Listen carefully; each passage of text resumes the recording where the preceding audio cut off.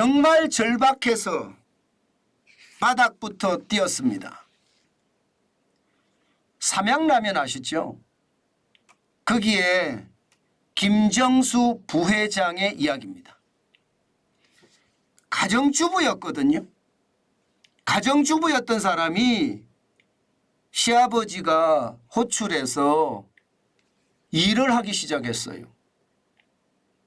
그 당시 삼양라면은요, 아마 여러분들 우지파동 기억하실지 모르겠어요. 우지파동. 이게 1989년에 발생했거든요. 우지라는 게 소기름이잖아요. 소기름. 라면 튀길 때 써는 걸 거 아니에요.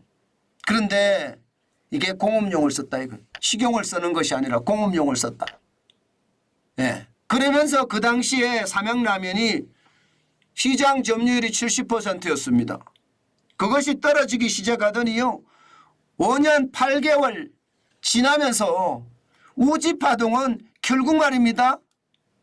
예, 이게 무죄가 났어요. 무죄가. 5년 8개월 싸우면서 1989년에 발생을 해서 1995년에 무죄 선고를 받았거든요. 그런데 매출 완전히 무너졌고요. 시장 점유율 자체가 여러분 70% 점유율이 10%까지 떨어졌어요. 난리도 아니죠.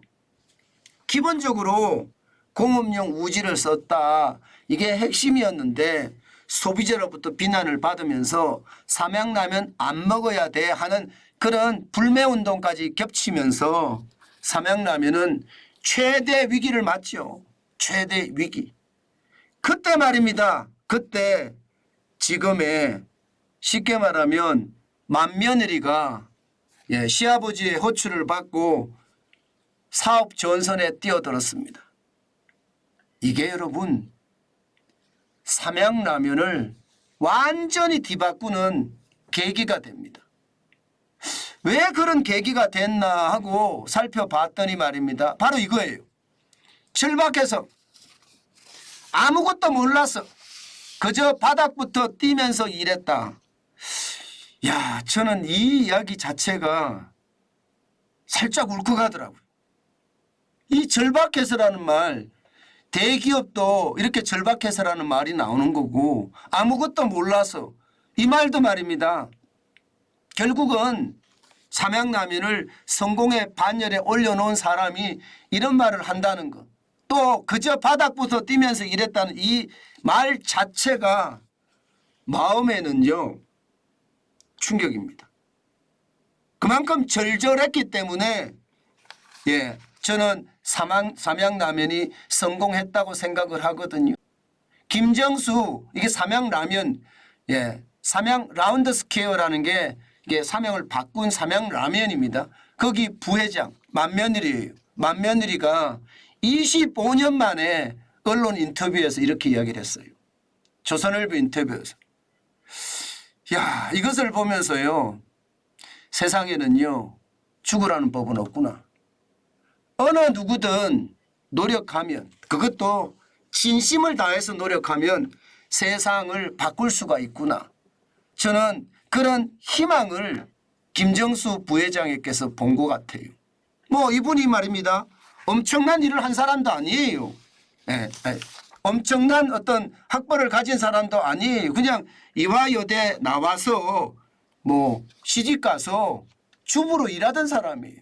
그런 사람이 갑자기 시아버지 부름에 부응을 해서 나와서 그냥 바닥부터 뛰었다는 뜻이에요. 그런데 이때 말입니다. 이분이 말입니다. 경영자의 자질을 가지고 있었다는 느낌이 그 당시에 딸하고 명동을 나가든가 어디에 나가면 매운맛. 매운맛을 사람들이 굉장히 좋아하더라 이거예요. 매운맛을. 그래서 나가서 바닥부터 뛰면서 또 돌아다니면서 많은 사람들이 매운 것을 좋아하는 것을 보면서 야, 이거 불닭집, 불닭면 이거 괜찮겠다. 이런 아이디어를 내게 됩니다. 물론 그 아이디어를 가지고 말입니다. 시아버지한테 이야기를 하죠. 그런데 시아버지는 아니 먹고 살기도 지금 배고픈데 누가 매운 것을 먹겠느냐. 반대의 뜻을 비췄는데도 불구하고 이 김정수 부회장은요 밀어붙였다고 합니다. 바로 이거예요. 이거요. 불닭볶음면. 이 불닭볶음면이 말입니다. 시장에 반응이 나타나기 시작하는 겁니다. 만들어서 실제로 내니까 생활에 근접해 있고 젊은이들이고 나이 드신 분들이고 매운맛을 좋아하기 때문에 이게 불닭볶음면을 먹게 되고요. 또 여러분도 아시지만 매운 거 있잖아요. 이거 중독성이 있거든요. 중독성까지 있으니까 여기에 대한 어떤 아이디어를 가지고 제품을 만들기 시작했던 것. 저는 이것이 결국은 말입니다. 성공의 어떤 발판을 만들었다. 사실 말입니다. 그 시아버지는 일찍 돌아가셨는데 2014년에 돌아가시죠. 전중윤. 그 명예회장은 2014년에 돌아가시는데 불닭볶음면이 전 세계에 히트치는 걸 보지 못하고 돌아가셨다는 게 못내 안타깝다. 그렇게 이야기할 정도입니다. 그렇지만 여러분 시장은 만만치 않았습니다. 왜냐하면 우지파동에 대한 어떤 후폭풍이 아직도 계속 있던 상태였고요. 그 여진을 뚫고 갈 수 있는 게 참 어려웠다고 이야기합니다. 본인이 직접 말입니다. 절박해서 진짜 현장을 뛰었다는데 마트에 가지고 가면 삼양라면 안 넣습니다 하는 이야기들이 신제품이 나오더라도 그냥 나오니까요. 그래서 선택한 게 이분은 해외를 선택하게 됩니다. 더 이상 국내에서는 이게 희망이 없을지도 모르겠다. 그러면서 해외 시장의 문을 두드리기 시작해요. 살아야 되니까. 실제입니다. 이게 그렇게 해외 시장의 문을 계속 두드리니까 지금 2019년에 해외 매출이 2,728억 원이었거든요. 2023년에는요 8천억까지 올라갑니다. 8천억. 거의 3배가 된 거죠. 3배. 전 세계 95개국에 수출을 하게 됩니다. 게다가 국내 대비 해외 매출 비율을 보면 2019년에 50%, 2021년에 61%, 2023년 작년에는 추정치로 70%까지 됩니다. 그러니까 밥을 짓던 가정주부였지만 현장을 뛰면서 바닥부터 깨닫기 시작하고요. 그 깨닫기 시작한 어떤 방향타를요. 계속해서 변화시키면서 움직였다는 뜻이에요. 그것이 결국 성공의 어떤 발판이 됐다. 여러분도 알다시피 해외에 성공을 하잖아요. 거꾸로 국내로 다시 돌아오는 경우가 많거든요. 해외에서는 매출이 그대로 쭉쭉쭉쭉 올라가면서 갑자기 국내 매출도 쭉쭉쭉쭉 올라가는 그런 사태가 벌어지는 경우가 많습니다. 바로 삼양라면 여기가 그렇게 됐다는 뜻이에요. 보세요. 삼양식품의 매출 추이를 보면요. 2019년에 5,436억 원이잖아요. 그러니까 해외 매출은 2,728억 원이었는데 국내 매출은 5,736억까지 올라갑니다. 그리고 2021년 6,420억 원. 그리고 2023년에는요. 1조 1,929억 원까지 올라갑니다. 참 웃음 나오죠. 웃음 나올 만합니다. 이게 해외에서 8천억을 하고 국내에서는 3천억밖에 못하지만 지금 삼양라면은 다시 한번 전성기를 맞았다. 이렇게 이야기할 정도예요. 여러분도 알다시피 해외 언론에서 말입니다. 해외 언론에서 이 김정수 부회장에 대한 이야기는 굉장히 많이 회자가 되고요. 심지어 말입니다.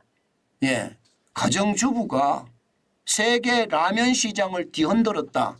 이렇게 해외 언론들이 극찬을 했어요. 참 쉽지 않은 일이거든요.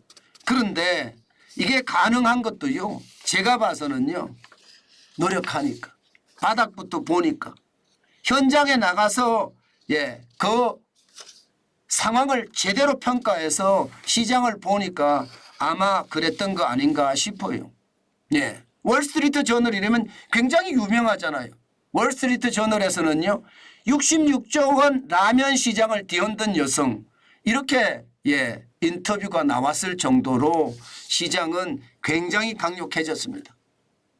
어떤 분들은 아니 뭐 불당면 하나 가지고 앞으로 얼마나 버티겠어 그렇게 이야기하지만 김정수 부회장은 생각이 다릅니다. 아니 코카콜라도 하나뿐이다. 코카콜라도 하나뿐인데 120년 동안 잘 팔렸지 않느냐. 불당면 하나만 하더라도 앞으로 더 잘 저는 할 수 있다. 그렇게 이야기하면서 앞으로도 절대 누구에게 뒤지지 않는 그런 강력한 리더십이 되겠다. 저는 진짜 대단한 생각이라고 생각이 듭니다.